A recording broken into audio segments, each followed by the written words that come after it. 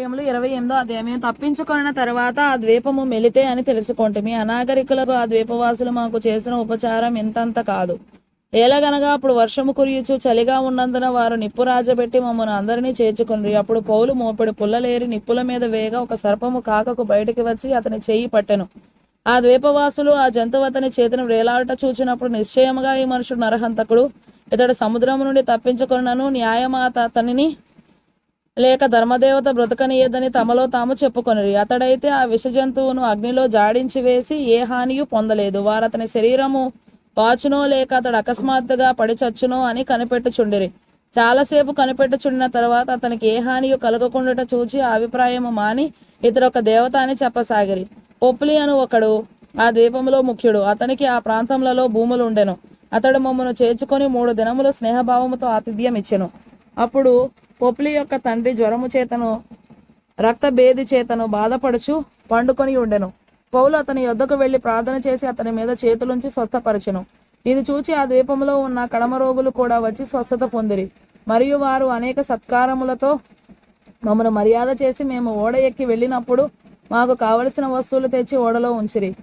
3 నెలలైన తరువాత ఆ ద్వీపమందు శీతకాలం అంతయు గడిపిన అశ్విని చిహ్నము గల అలెగ్జాంద్రియా పట్టణపు ఓడ ఎక్కి బయలుదేరి సొరకూసైకి వచ్చి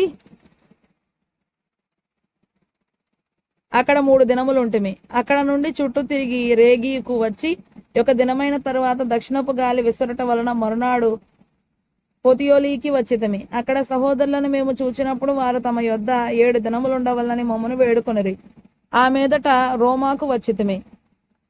అక్కడ నుండి సహోదరులు మా సంగతి విని అప్పియా సంతపేట వరకును త్రిసత్రముల వరకును మమ్మను ఎదుర్కొనుటకు వచ్చిరి.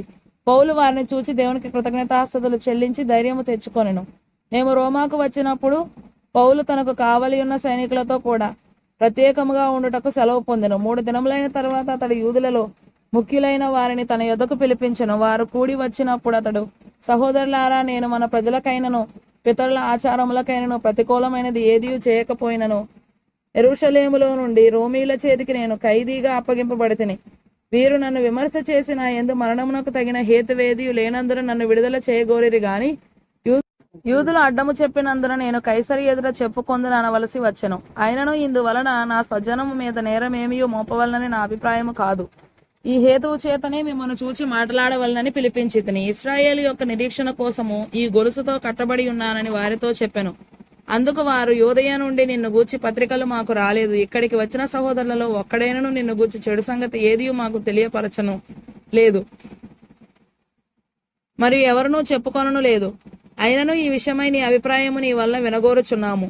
ఈ మతభేదమును గూర్చి అంతటా ఆక్షేపణ చేయుచున్నారు. ఇంత మట్టుకు మాకు తెలియననిరి. అతనికి 1 దినము నియమించి అతని బసలోనికి అతని యొద్దకు అనేకులు వచ్చిరి. ఉదయము నుండి సాయంకాలం వరకు అతడు దేవుని రాజ్యమును గూర్చి పూర్తిగా సాక్ష్యమిచ్చుచు మోషే ధర్మశాస్త్రంలో నుండి ప్రవక్తలలో నుండి సంగతులు ఎత్తి యేసును గూర్చి వివరముగా బోధించుచు వారిని ఒప్పించుచుండెను. అతడు చెప్పిన సంగతులు కొందరు నమ్మిరి, కొందరు నమ్మకపోయిరి. వారిలో భేదాభిప్రాయములు కలిగినందున పౌలు వారితో ఒక మాట చెప్పిన తరువాత వారు వెళ్లిపోయిరి. అదేదనగా, మీరు వినుట మట్టుకు విందురు గాని గ్రహింపనే గ్రహింపరు, చూచుట మట్టుకు చూతురు గాని కాననే కానరని ఈ ప్రజల యొద్దకు వెళ్లి చెప్పుము. ఈ ప్రజలు కనులారా చూసి చెవులారా విని మనసారా గ్రహించి నా వైపు తిరిగి నా వలన స్వస్థత పొందకుండానట్లు వారి హృదయము క్రొవ్వి ఉన్నది. వారు చెవులతో మందముగా విని కనులు మూసుకొని ఉన్నారు అని పరిశుద్ధాత్మ యెషయా ప్రవక్త ద్వారా మీ పితరులతో చెప్పిన మాట సరియే. కాబట్టి దేవుని వలననైనా ఈ రక్షణ అన్ని జనుల యొద్దకు పంపబడి ఉన్నదని మీరు తెలుసుకొందురుగాక. వారు దాని విందురు. కొన్ని ప్రాచీన ప్రతులలో అతడు ఈ సంగతులు చెప్పిన తరువాత యూదులు తమలో తాము చాలా తర్కించుకొని వెళ్లిపోయిరి అని 29వ వచనం కూర్చబడి ఉన్నది. పౌలు 2 సంవత్సరములు పూర్తిగా తన అద్దె ఇంట కాపురం ఉండి తన యొద్దకు వచ్చి వారిని అందరినీ సన్మానించి ఏ ఆటంకమును లేక పూర్ణ ధైర్యముతో దేవుని రాజ్యమును గూర్చి ప్రకటించుచు ప్రభువైన యేసుక్రీస్తును గూర్చిన సంగతులు బోధించుచూ ఉండెను.